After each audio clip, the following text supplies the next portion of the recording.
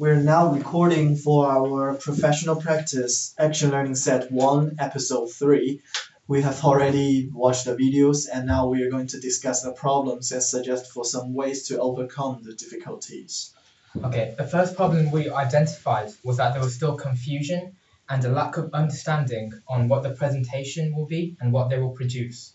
The solutions they came up with was that they should have a vote. The majority of the group actually believed that they should do a presentation. However, that left a few people out. And obviously, with a vote, that leads to a sacrifice of people's interest. I think, Go on. I think as well, Shireen, not in terms of her attitude, but yes, she exercised a democratic way of actually asking people to vote. But at the same time, she left out, and it excludes other ideas as well.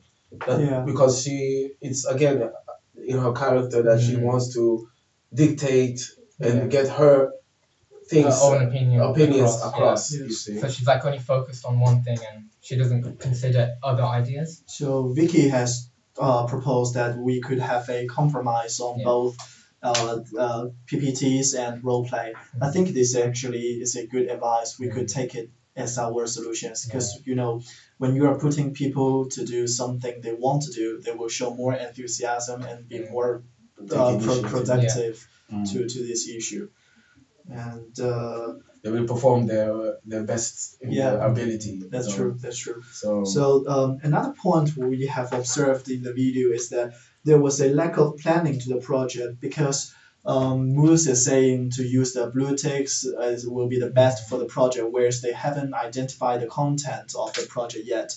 So to overcome this problem, I think they need first of all need to identify the most important part of the project and to stick with the part with this part. And only when this part is finished that they could deal with some technical issues as to what colors they will be using and what ways of presentation they will be adopted. Yeah, because I think they're thinking way too ahead of themselves. They should just prioritize the most important part, as you said, and I think that will give them more productivity in their meetings. Yeah.